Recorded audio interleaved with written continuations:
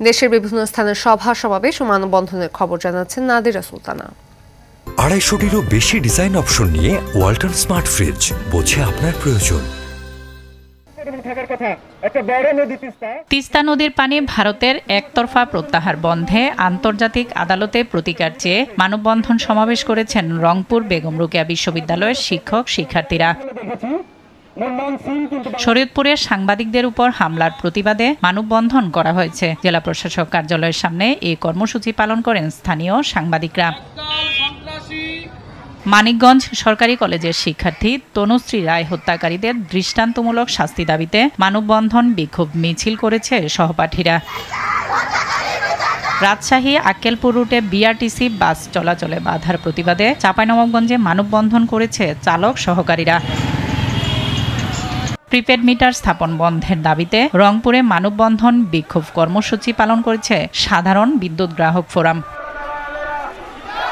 দীর্ঘ প্রতীক্ষার পর ব্রাহ্মণবাড়িয়ার আখাউড়ায় কালন্দি খাল খনন কাজ শুরু হয়েছে। উপজেলা নির্বাহী কর্মকর্তা গাজালা পারভিন রুহি এই কার্যক্রমের উদ্বোধন করেন।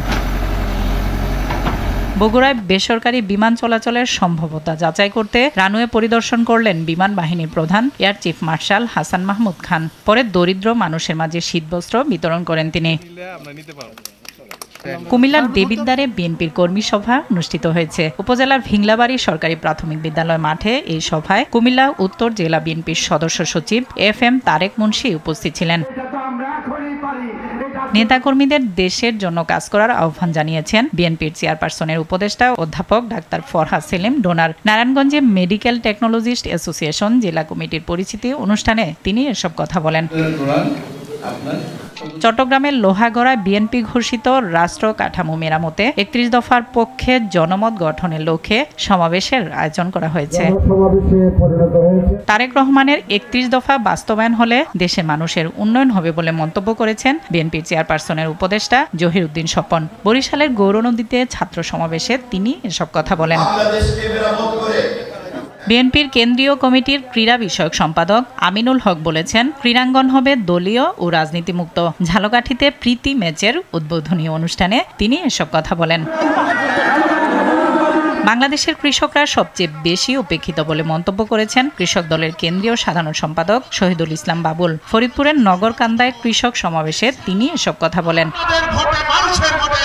দিনাজপুরের ঘোড়াঘাটে অবসরপ্রাপ্ত সামরিক সদস্যদের পুনর্মিলনী অনুষ্ঠিত হয়েছে।